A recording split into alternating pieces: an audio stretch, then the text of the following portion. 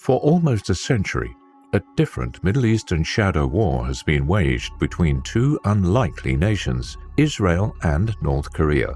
Tensions escalated as North Korea supplied weapons to Israel's enemies, while Israel struck back in a special operation to destroy an unsanctioned nuclear facility near their homeland.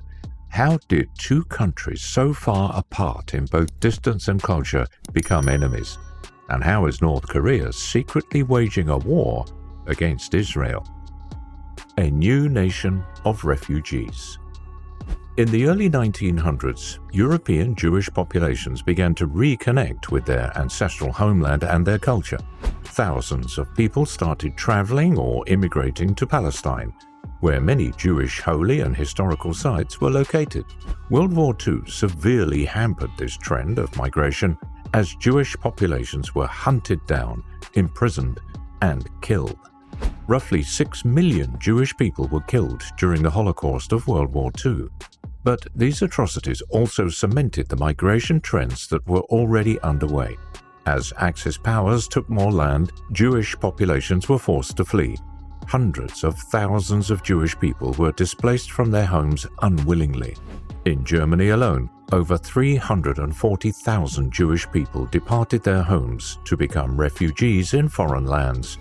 But the remaining Jewish populations were now more united than ever before under the shared experiences they endured. These events led to the growth of Zionism, a movement to create a homeland for Jewish people. During this period of time, Palestine was a mandate of the British Empire, a geopolitical territory that was under British rule following the dissolution of the Ottoman Empire. The British government helped Jewish immigrants set up camps in Palestine, where their Zionist movement continued to grow. Eventually, in 1947, Palestine erupted into civil war.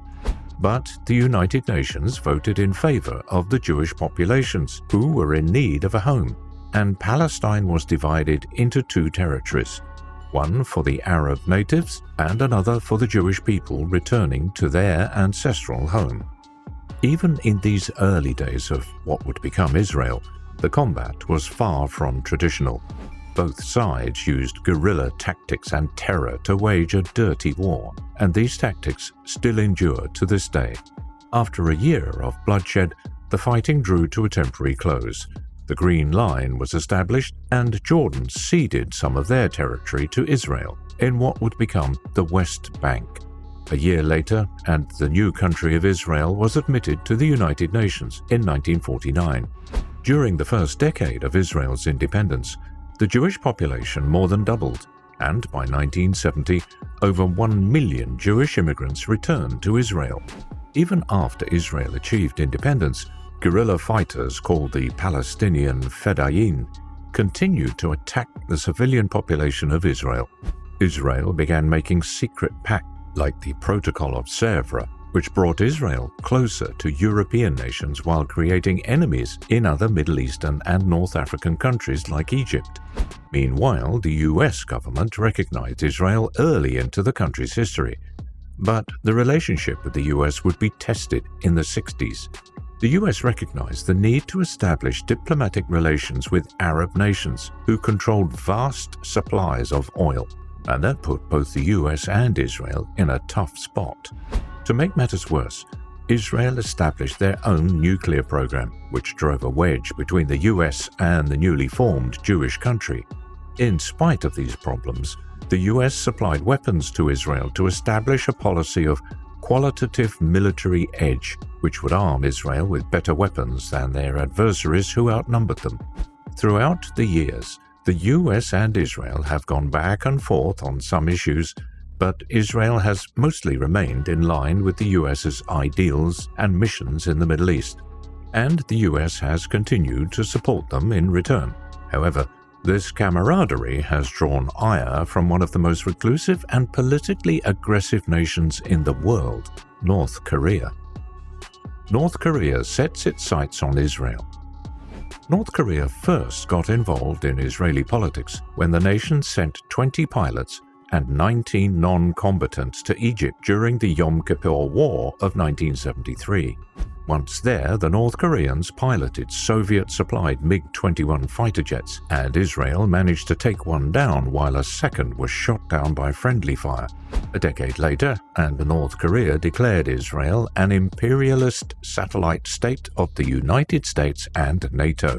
Since then, North Korea has built up a huge fighting force of over 1 million active service personnel and another 6 million reserve troops, making it the fourth largest military in the world. During these early, tumultuous years for Israel, North Korea had a brief window to acquire military technology. The Soviet Union supplied North Korea with much of its armaments. However, the UN immediately recognized North Korea as a threat.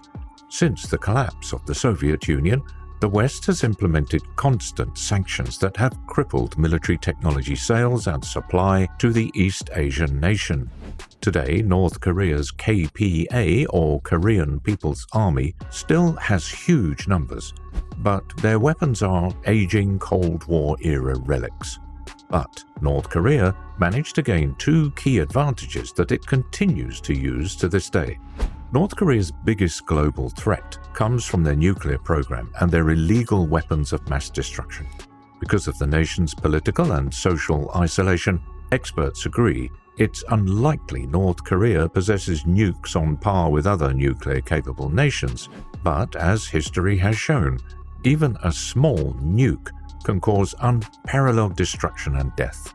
A 2018 report by the Council on Foreign Relations estimated that North Korea has between 15 and 60 nukes. In addition to North Korea's nuclear capabilities, the country has been working on chemical weapons since the 1960s. South Korea estimates that the isolated military state has over 2,500 tons of chemical weapons, like mustard gas and other nerve agents and blister agents like phosgene oxime. And a 2015 investigation determined that the country could also be producing one of the most deadly chemical weapons, anthrax. To frighten their enemies, North Korea continues to refine their missile technology as they attempt to make intercontinental ballistic missiles, or ICBMs, that could send nukes onto the western shores of the United States. Currently, the North Korean rocket force has around 1,000 jet-propelled missiles, and their most advanced rockets have a range of roughly 7,500 miles. North Korea's nuclear and biological weapons programs don't actually pose much of a threat to Israel, as much of North Koreans' nuclear rhetoric is aimed at the United States. But in spite of dodging the threat of nuclear war from North Korea directly, Israel has been faced with North Korea's second biggest weapon, their political allies. The Shadow War. North Korea is too far away and too restricted to directly impact Israel, but that hasn't stopped the country from trying to break down Palestine's enemy.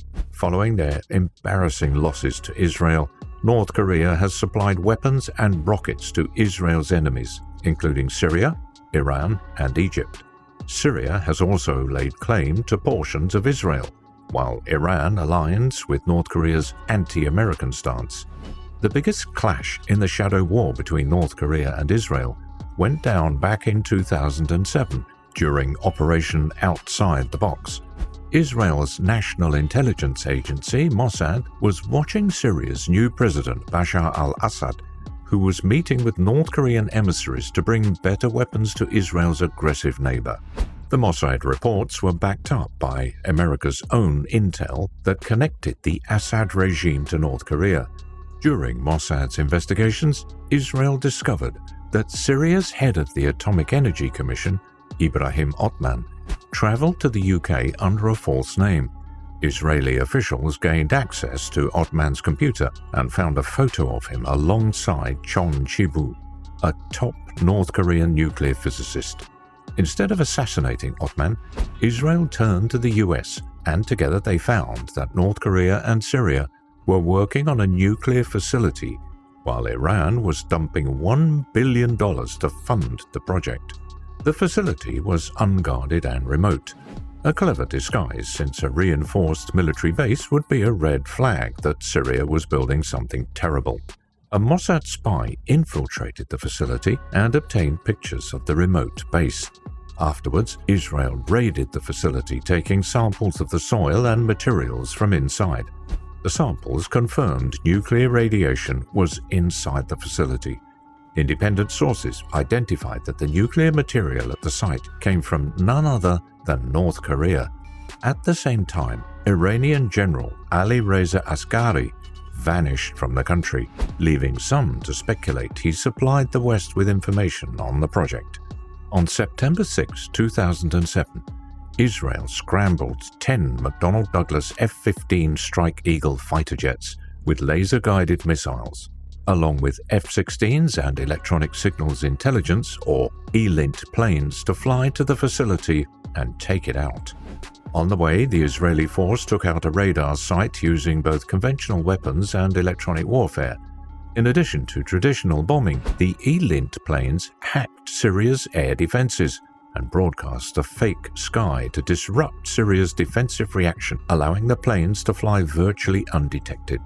Meanwhile, Shaldag commandos were dispatched to aim lasers at the site to ensure the missiles hit the target. The Israeli force completely destroyed North Korea's secret nuclear base in Syria, and the commandos were safely picked up. A later report further confirmed North Korea's melding by showing that a North Korean ship was intercepted on its way to Syria, and on board were more nuclear fuel rods. Israel has tried to reason with the warmongering North Korean diplomats by offering them over $1 billion in investments to aid in gold mining. To comply, North Korea would stop selling missiles to Iran. But the US talked Israel out of the deal once North Korea left the Nuclear Non-Proliferation Treaty aimed at stopping the spread of nuclear technology. After the collapse of the Soviet Union, Israel sent politicians to North Korea to mend their relations. But the US also talked them out of negotiations, as some politicians believe the US is removing Israel's right to self-govern, which only puts more strain on the already tense landscape of the Middle East.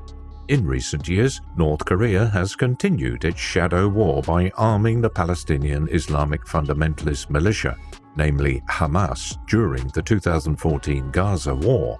Iran still poses a huge threat to Israel, but the country is under extreme scrutiny by international parties thanks to the Joint Comprehensive Plan of Action, otherwise known as the Iran nuclear deal. However, North Korea and Iran have signed new agreements in the past decade, enabling increased research between the two countries. Iran also maintains ties with an Islamic militant group known as Hezbollah, and both North Korea and Iran can fund terrorist groups to carry out attacks on Israel and other nations using their own proxy armies. Meanwhile, North Korea continues to supply Iran with conventional weapons, while the threat of arming Israel's enemies with nukes continues to grow. That's the frightening story of how North Korea is waging a shadow war in Israel by funding insurgent militias and sending weapons to Israel's enemies. Israel and their US allies remain constantly vigilant to prevent North Korea from arming Israel's enemies with nuclear weapons. Did you learn anything from today's video? Let us know in the comments section below. And while you're there, remember to like and subscribe so that you don't miss the next video coming your way soon.